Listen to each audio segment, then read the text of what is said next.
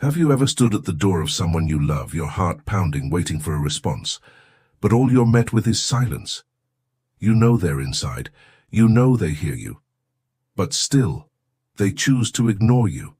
That heavy silence, that aching emptiness in your chest, that's the quiet heartbreak so many parents carry when the children they once held, protected, and sacrificed everything for now treat them with indifference, or worse, with cold disrespect. This isn't just about pride. It's not just a bruise to your ego. It's deeper than that. It's the pain of becoming invisible in a life you helped build, of watching your love be taken for granted. And here's the part few people dare to admit. The more you demand respect, the less you get. The louder you shout to be seen, the more they look away. And the more your emotions take over, anger, tears, frustration, the more powerless you feel. But today we're not here to dwell on guilt or play the blame game. We're here to shift the power back where it belongs, with you. We'll face this moment, not with rage, not with regret, but with the calm wisdom of the Stoics, with the clarity of those who've learned to stand strong without needing to be validated by others. In this video, you'll discover how to reclaim your self-respect without begging for theirs, how to build emotional boundaries that empower you instead of isolate you, and how, believe it or not, stillness, your silence, your restraint, can become your most powerful message. And by the end, I'll share with you one insight, just one, that could completely change how you show up in your relationships moving forward. My name is Gabriel, and if you've ever felt ignored, dismissed, or forgotten by the very people you gave your heart to, this message is yours. So don't scroll away, stay with me, because what comes next might shift everything. Let me ask you something. If your children have stopped respecting you, do you honestly believe that yelling louder will suddenly make them listen? That calling them out on their indifference will somehow bring them running into your arms, overwhelmed with remorse? Of course not. Deep down you already know it doesn't work like that. It never has. Respect isn't something you can force. It isn't earned through demands or guilt trips. Respect is inspired. It's mirrored. And if you're not seeing it in them, perhaps it's because somewhere along the way you stopped radiating it yourself. That aching feeling in your gut, that sense that your voice no longer echoes in their world, it didn't come out of nowhere. It's been building, silently over the years, through patterns we often don't even see. Words spoken in frustration, moments when silence felt easier than truth, tiny decisions repeated 1,000 times. Maybe they watched you give everything without asking for anything. Maybe your love was so constant, so unwavering, that they mistook it for something automatic, something they didn't have to value or respect. Maybe in trying to be the peaceful parent, you avoided hard conversations. You let things slide. You swallowed the disrespect, until one day it became the norm. And the moment something becomes routine, it starts to disappear. Picture a sturdy wooden chair, tucked in the same corner of the room for decades. In the beginning, everyone uses it, admires its strength, its comfort. But as time passes, it becomes part of the scenery. Always there, always reliable, barely noticed. And then one day it breaks, and no one even realizes it's gone. That's what happened to you, not because you don't matter, but because you allowed yourself, unknowingly, to be treated as something permanent, always present, always giving, and rarely truly seen. So, now we understand, you became invisible not because you were unworthy, but because you were always there, expected, constant, unchallenged. But that ends today. Because true respect isn't about demanding, it's about embodying. Marcus Aurelius once said, "Respect isn't negotiated with words, but with actions." And he was right. If you want to reclaim your place, not as a background figure, but as someone who matters, you must stop blending into the silence. You must start moving through life with the quiet confidence of someone who knows exactly what they're worth. But let's be clear, this isn't about becoming cold. It's not about turning your back or building walls. It's about mastering a new presence, a strategic presence. When you speak, let your words carry weight. Let them be few but firm, spoken not from hurt, but from self-assurance. When they come to you, make sure it's not just to take, to ask, to drain, but because they value what you bring. Let there be a cost to your energy, a weight to your time. You don't demand respect by raising your voice. You earn it by becoming someone they don't want to lose. Because let's be honest, people only change their behavior when they sense there's something at risk. If they feel they can ignore you without any consequence, they will. And that's the truth most parents avoid facing. If they're tuning you out, it's because at some point they learned they could. They decided your presence came without cost, that no matter how they acted, you'd always be there, quietly hoping. But here's the powerful shift. You don't need their approval to live with dignity. You don't need their attention to feel whole. You are not a broken chair in the corner of the room. You are raw material waiting to be transformed, firewood that can ignite a new fire, a table with stronger legs, a renewed version of yourself, crafted with wisdom and experience. You're not bound to the role they see you in now. You have every right to change the dynamic, but only if you start by changing how you see yourself. And this is only the beginning. Now that you understand respect can't be forced, it's time we confront something even deeper. Because what's keeping you stuck isn't just their indifference, it's your hope.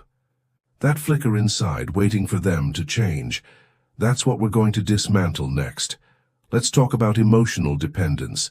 You see, it's not just their distance that's exhausting you, it's the emotional leash that keeps you tied to their choices. If they call, your heart lifts. If they cancel, your whole day crashes. If they act cold, you carry the sting for hours. Why? Because you've unknowingly handed them the remote control to your emotional state. But here's the harsh reality. The more your mood depends on their behavior, the more power you give away. And that, my friend, is a kind of emotional slavery. Epictetus said it best: don't suffer over what isn't up to you. And yet, how many times have you done just that? You wait for a text that never arrives. You prepare for a visit that's suddenly cancelled. You feel crushed when they post pictures with others, but leave you out. And in doing so, you become a prisoner, not of their actions, but of your own expectations. Here's the truth you may not want to hear. Your children are adults now. They have their own timelines, priorities, their own wounds and distractions. They won't change just because you ache for them to. And even if they do say the right things today, promise to call more often, to show more warmth, ask yourself, do you really want your happiness to depend on that? Because just as you can't demand respect, you also can't beg for love. And what comes next will teach you how to truly break free from waiting, from hoping, from needing them to fill the space only you can fill within yourself. In the last part, we uncovered a difficult truth. What's wearing you down isn't just their distance, it's the quiet hope you're still holding on to. The waiting, the silent wishing. And that, more than anything, has kept you emotionally tied in knots. But here's the most ironic part. The more you expect from them, the smaller you appear in their eyes. A parent who constantly complains about being ignored, who's always hurt when calls don't come, who counts the gaps between visits and feels wounded by every silence. They slowly stop being seen as strong or respectable. Instead, they're seen as someone needy, someone to manage, someone who makes them feel guilty, not grateful, and slowly their presence becomes an obligation, not a choice. They come around not because they want to, but because they feel they should. Have you ever stopped to ask yourself, could their distance also be a response to the pressure they feel when they're near you? That subtle, unspoken weight, that sense that they're responsible for your happiness? The truth is, no one wants to carry the burden of someone else's emotional well-being forever. Not your children, not your partner, not anyone. Because love can only grow in the space where it's free to breathe, not forced, not guilt-driven.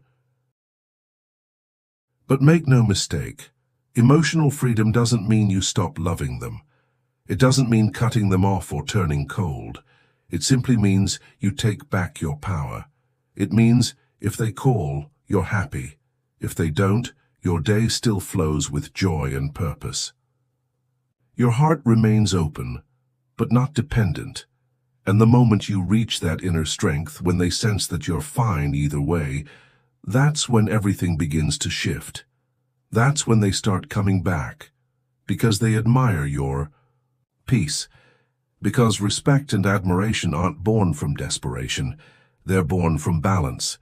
Imagine this, you're drifting in the middle of the ocean, and the only thing you're clinging to is your relationship with your children. Every time they float farther away, you panic, like you're drowning.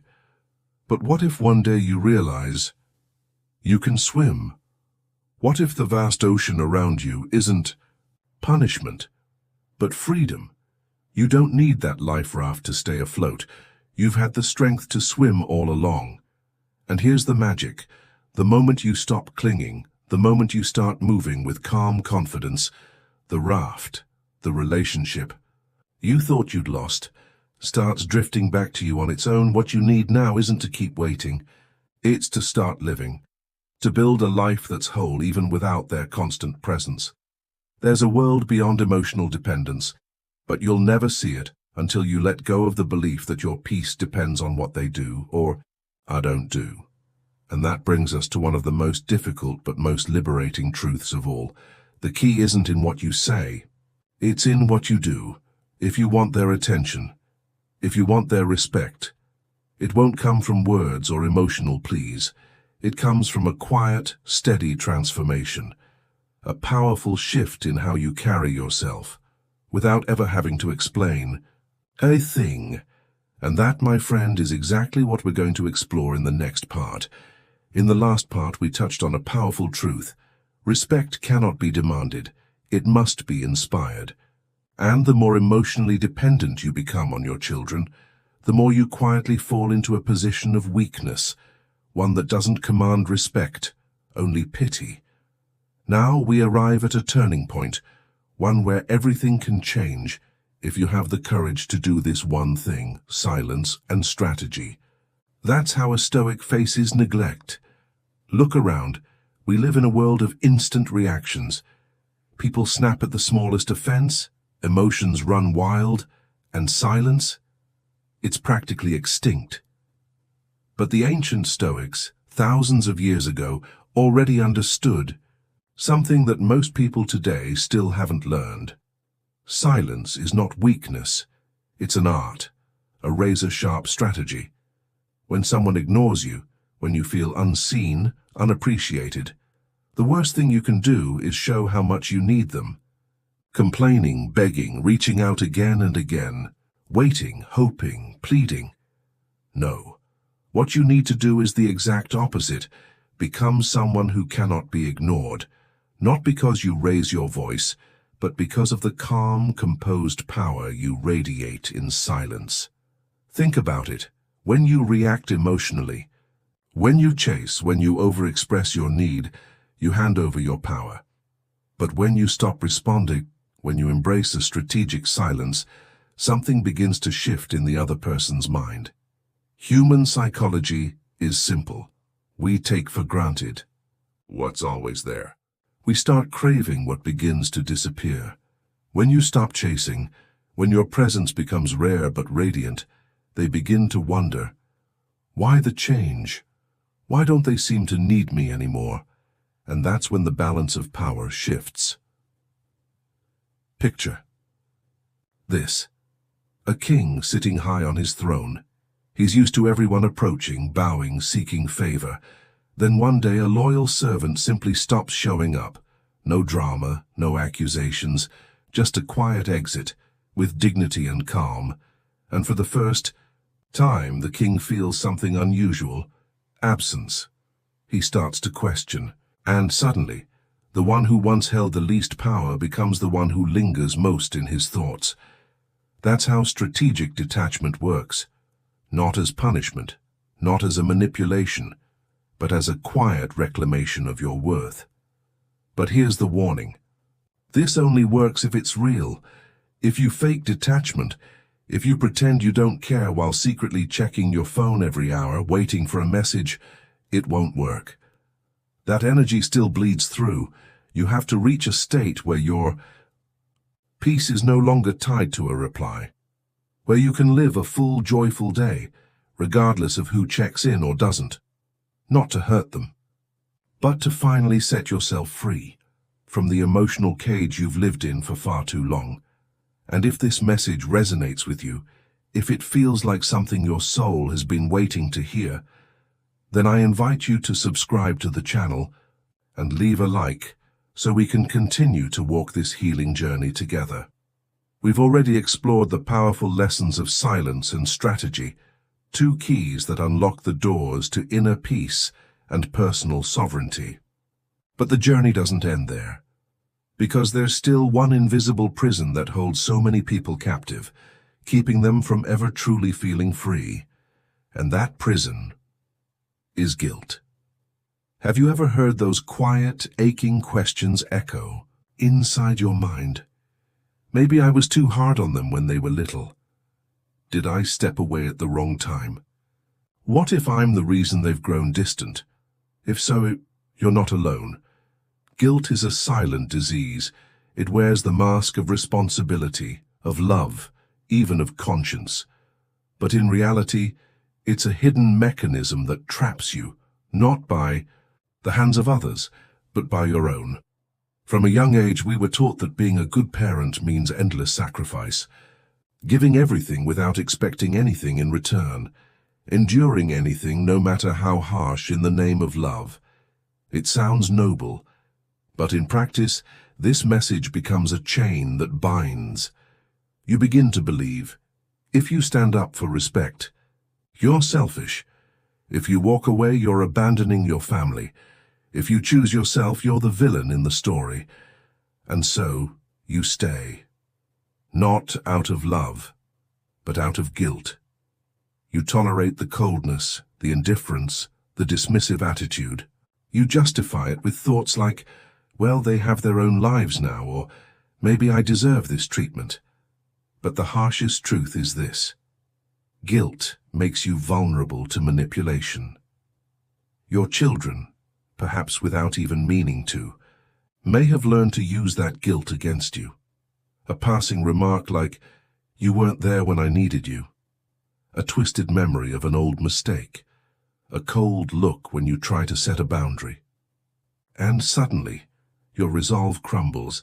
You give in again, you lower the boundary, you silence your needs. But ask yourself, is this really love? Or is it a relationship bound by fear and regret? You have the right to love, but not at the cost of destroying yourself. You can be forgiving, but that doesn't mean accepting disrespect.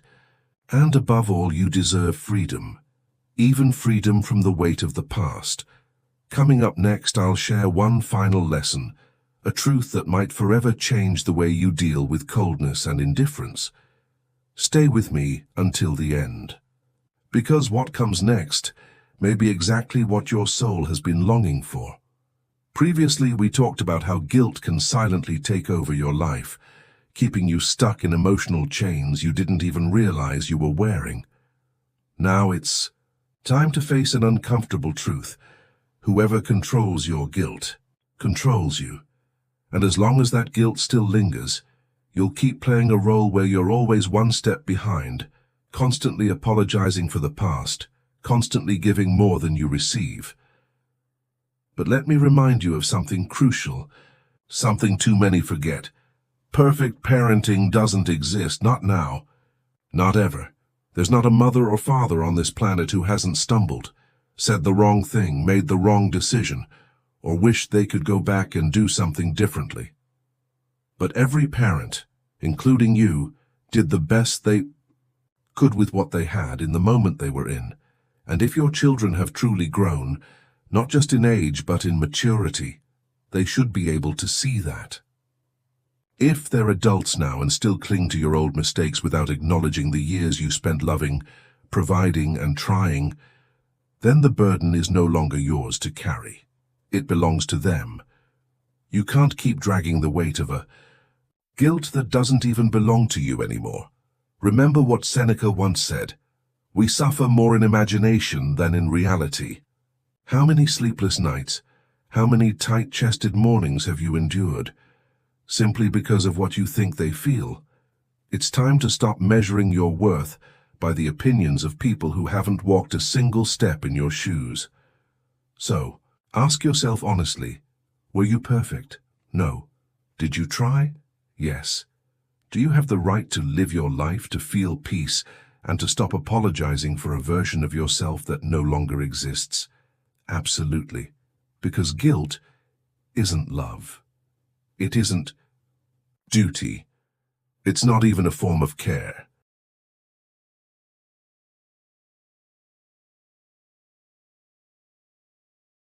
And final turning point in this journey, learning to say no without fear. For far too long you've given in. You've said yes when your whole body was screaming no. You've loaned money knowing you wouldn't see it again. You've watched the grandkids when all you wanted, needed, was rest. You've pushed yourself past your limits, not out of joy but out of fear. But that ends now, because without boundaries there can be no respect.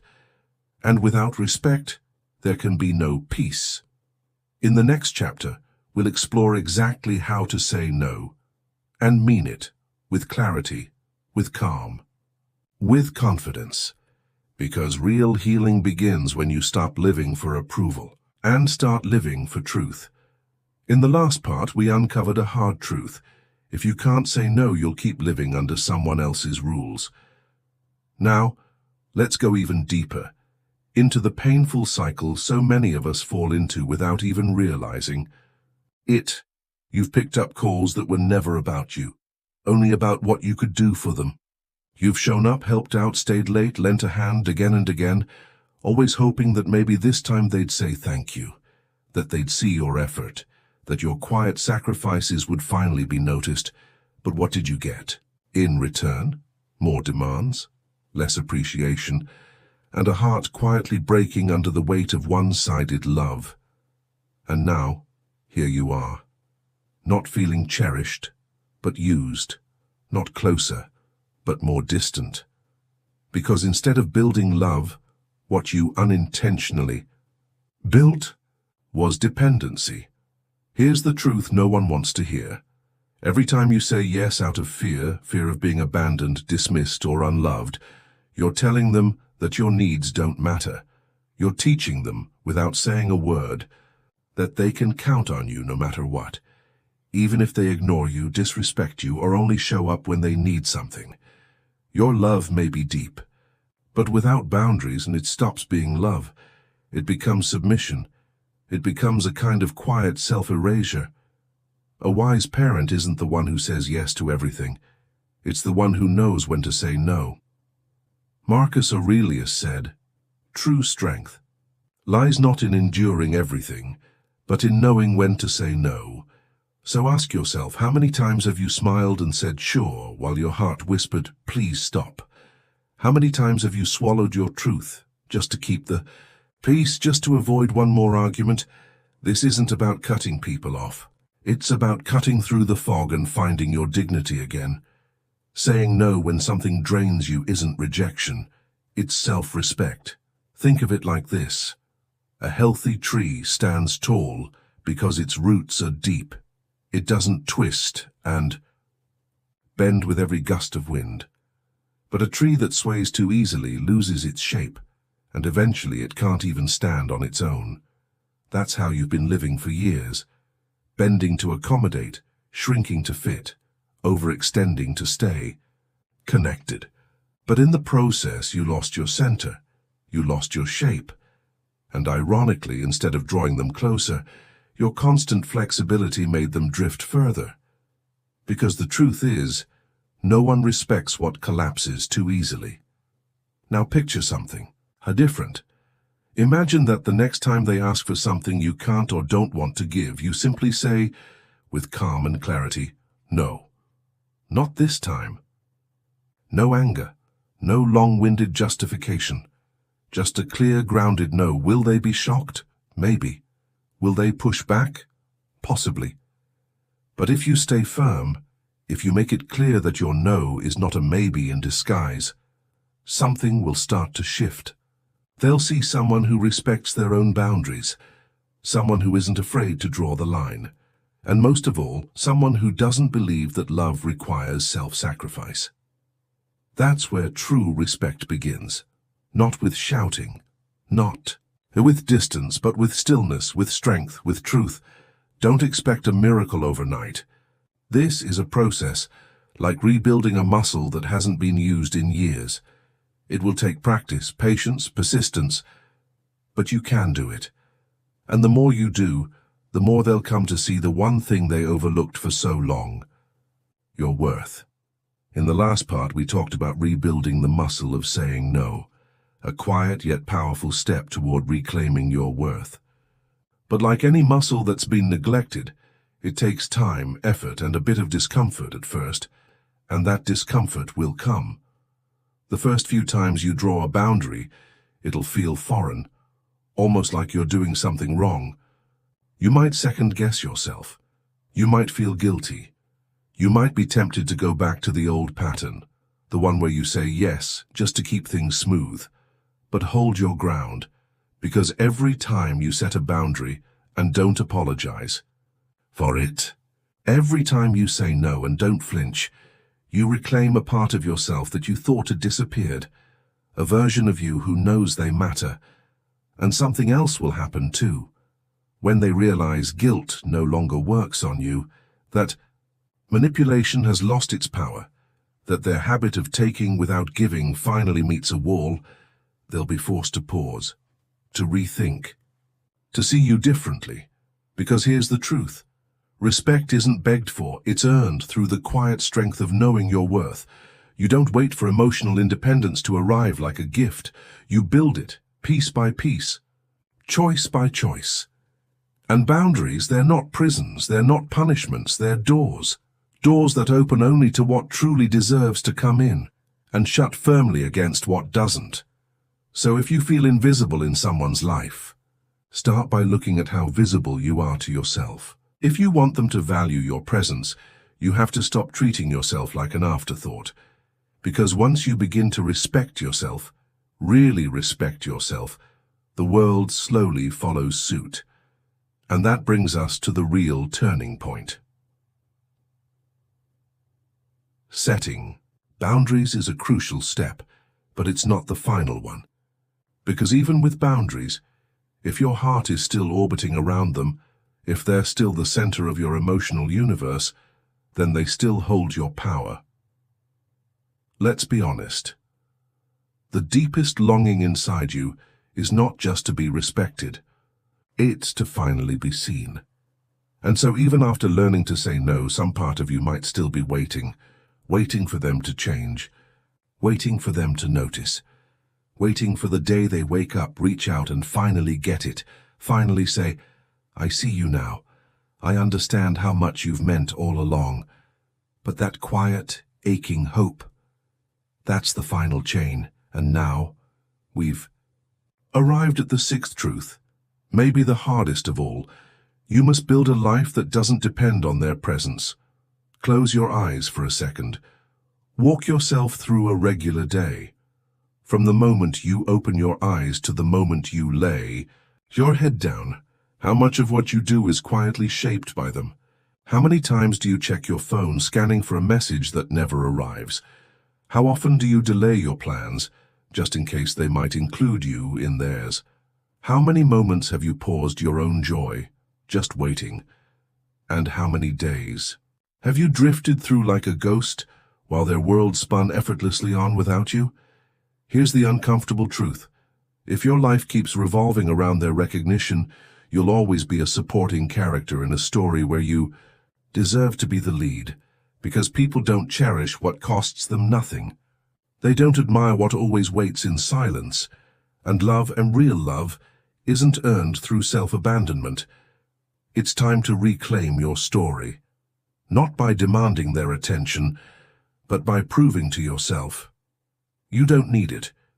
You remember what we just talked about, don't you? In the previous section, we uncovered a powerful truth. Don't wait for them to see your worth. Live in a way that makes their recognition unnecessary. And once you truly begin to step out of their orbit, something strange happens. They get curious, not because you disappeared, but because you started living. Living fully, independently, with purpose.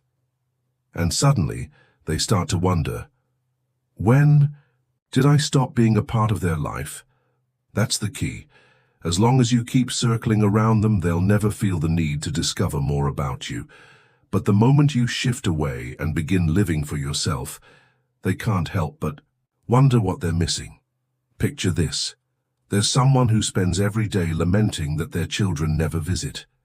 Their home is quiet, filled with old photographs, faded memories, and echoes of the past.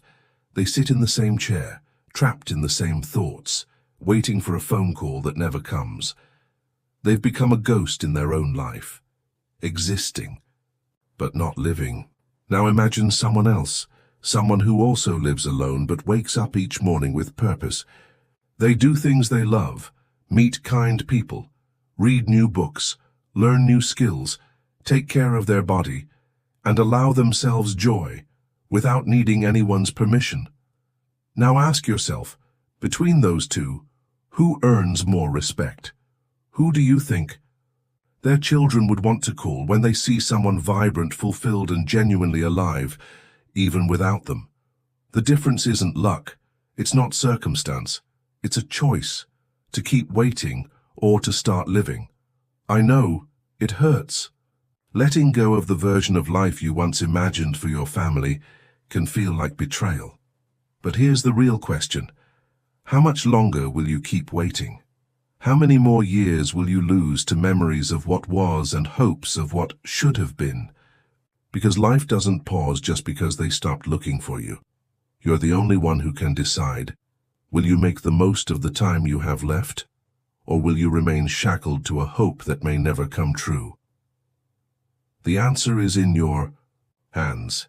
And now we arrive at the final lesson, the most powerful one of all, because if you believe they'll realize what they lost just because you stepped back, you're mistaken.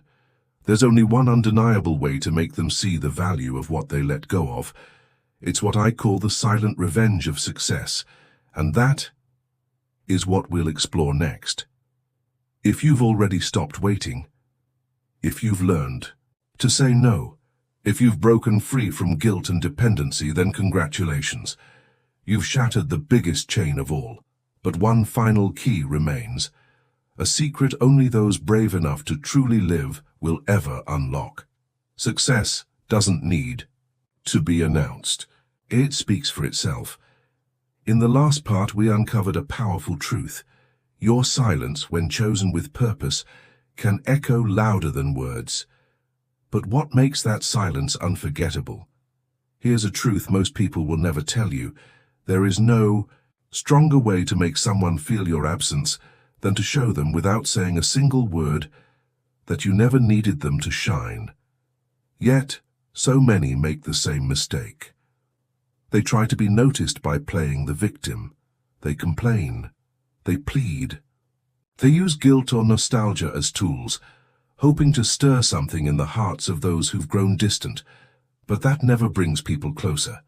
In fact, it pushes them further away. Why? Because no one wants to feel responsible for carrying someone else's emotional weight. But something different happens when you step back.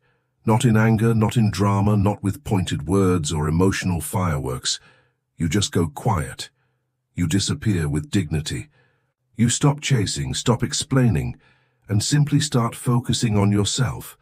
That kind of silence, it's not emptiness, it's power. It's a silence that speaks, and not in a way that begs for pity or apology, but in a way that slowly awakens the realization of what's been lost. Think back. Was there ever someone in your life you took for granted? A friend, a sibling, a partner, someone who was always there? They never asked for much, they never complained. They were simply present. Until one day they weren't. There was no dramatic exit, no confrontation, just distance, quiet, growth. Suddenly their absence wasn't just a missing presence, it was a message. Their world never truly revolved around you, and in that moment your indifference turned into curiosity, certainty turned into doubt, and comfort was replaced with the haunting thought, when did I lose them? That's the strategy. Not a petty game of ignoring those who ignore you, not cold revenge dressed as pride, but the graceful, undeniable force of living a life that's full, with or without them. And if one day they reach out, if they try to reconnect or revive what they once let die, let it be because they see something genuine in you. Not guilt, not pity, but admiration. Let them come back because you've become someone worth coming back for. But here's where it gets real. For all of this to mean something, you need to ask yourself the hardest question of all. Are you truly going to do this, or will you finish? This video, put your phone down and slip right back into the same old habits, still waiting for that call, still refreshing your messages, still wondering what you did wrong. Because let's be honest, everything you've heard here means nothing. If it doesn't lead to a decision, if you keep stalling, if you keep waiting for miracles, if you keep offering your peace to people who've already proven they don't value it, remember what Marcus Aurelius wrote, "The best revenge is to be unlike those who've wronged you." That's your power. You don't need them to change. You don't need their apologies. You don't even need them to return. You just need this to live in a way that is so steady, so joyful, so dignified, that one day they pause, look at your life, and ask themselves, how did I ever let them go? Previously, we talked about the quiet strength of living so fully that others begin to wonder how they ever let you go. Now let's take it one step further. What happens when they do look back? When that day comes, because often it does, and their curiosity leads them to search for a way back into your life. Something will have changed. You won't be waiting anymore. You won't be clinging to what was. You won't need them to validate your worth. Instead, they'll be the ones left wondering, is there still a place for me in their life? That moment, my friend, is the real victory. Not revenge, not a dramatic comeback. Just this quiet, unshakable truth. You've grown beyond needing their presence to feel whole, because when you finally understand that the best response to being ignored is to thrive, there's no going back. The moment you start putting yourself first, truly, fully, unapologetically, is the moment you begin to reclaim everything you thought was gone.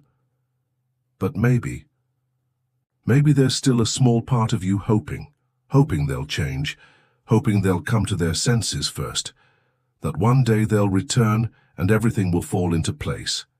If that's you, it's time to face one final truth. Here it is.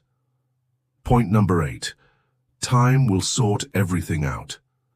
But you have to choose how to live it. It's so easy to fall into the trap of waiting for life to teach them a lesson, waiting for karma, waiting for fate to bring them back, waiting for them to regret what they lost. But life doesn't work on your timeline or theirs. There are no guarantees, no certainty that they'll ever see what they missed, no promise they'll return. The only thing you can count on is that time keeps moving, with or without them. So the most important question becomes, how will you live it? Because time won't pause for your heartbreak. It won't freeze while you try to figure out what went wrong. It won't slow down to let you catch your breath. Every day spent mourning someone's absence is a day you'll never get back. A day you could have laughed, explored something new, tasted freedom, rediscovered joy. Realized your story doesn't end just because someone stopped reading it.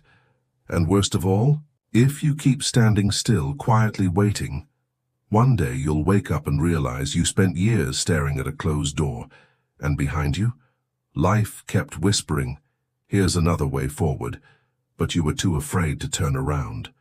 So here's what you need to do. Not tomorrow, not someday. Today, start something new. Take a different path, make a move, not one that pulls you toward the past, but one that sets you free from it. Pick up the phone and call someone else. Begin a project that excites you, not one you hope they'll notice. Live a life that doesn't orbit around their approval. Because every time you pause your life, waiting on their decisions, you hand over your power all over again. The very power you claimed you wanted back. But be warned, this is not a quick fix, not a trendy little mindset hack. It's not something you try for a weekend and abandon when memories creep back in. It's a daily choice, a commitment, a quiet, personal vow to yourself. Each morning, you wake up and say, "My peace is my responsibility now." And to keep that vow, you'll need strength, real strength. There's no space for weakness, no room for illusions, no more excuses dressed up as patience. If you truly want to change, you will. If you truly want peace, you'll stop waiting and start living. Previously, we talked about time, that silent but powerful force that keeps moving forward, whether we do or not. And one day it will show them what they couldn't see before.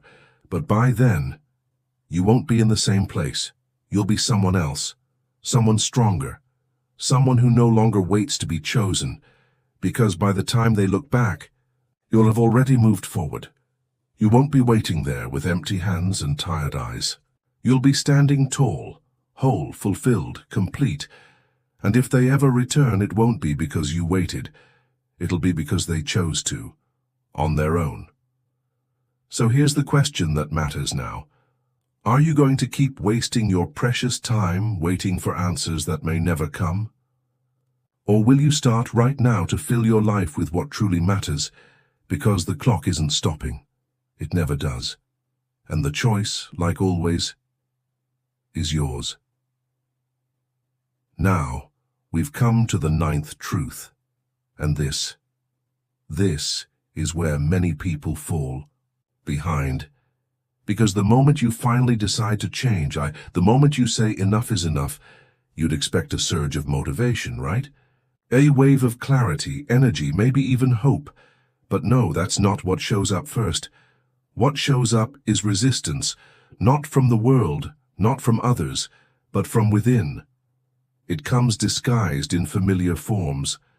The old excuses you've whispered to yourself for years, the justifications you've polished until they sounded like wisdom, the thoughts that say, "Now's not the right time," or "This is just how I am."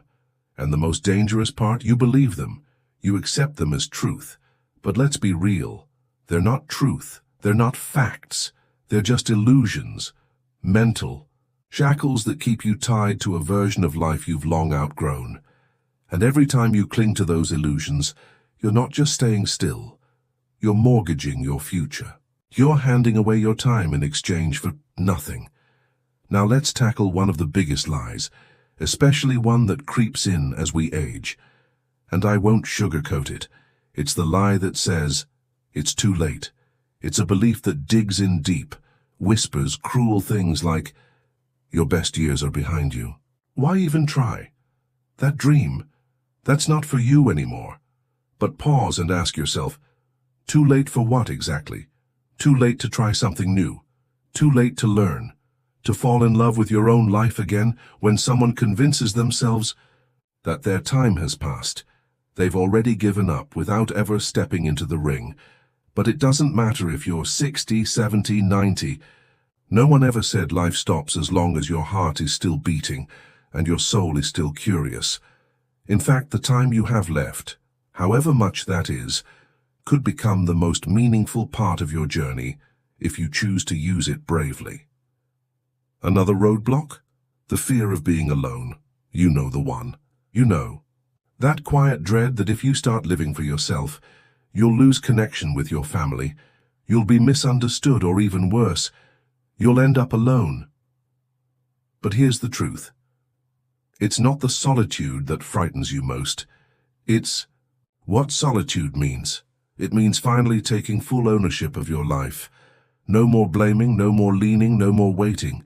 It means accepting that you are the author of your path. And yes, that can feel terrifying.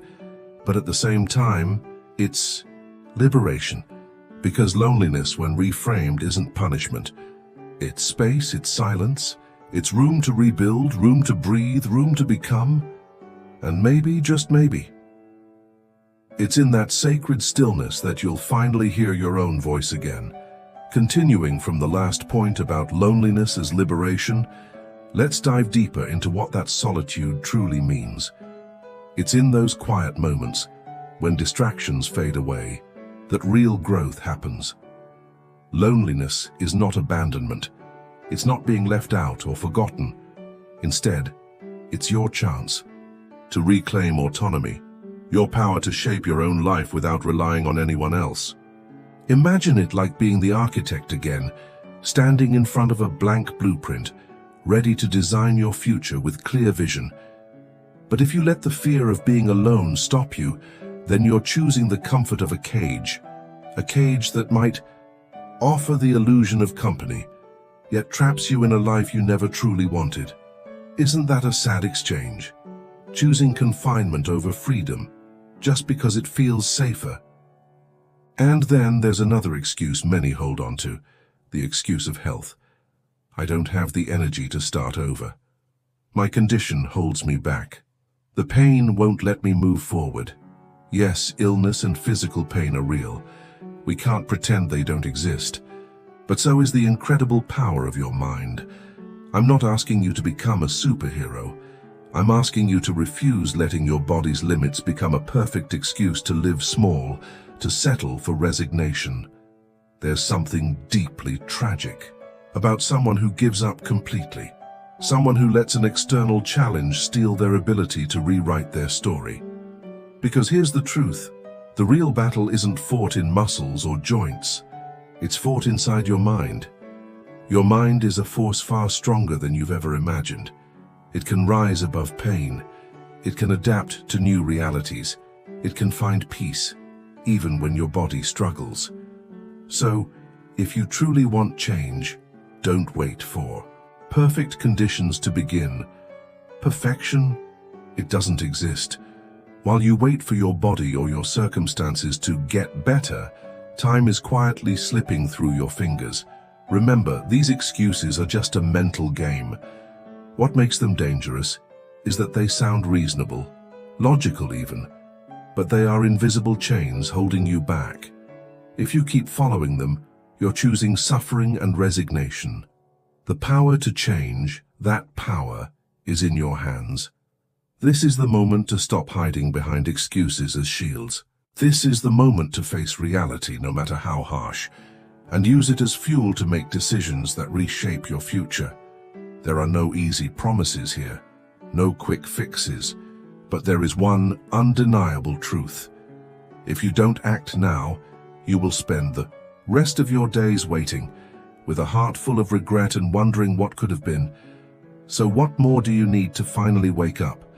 As we reach the end of this video, there's something important you must understand. This isn't just a feel-good message.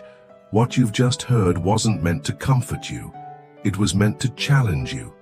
Because now, the choice is yours. And there's no turning back. Some of you will go to sleep tonight and change nothing.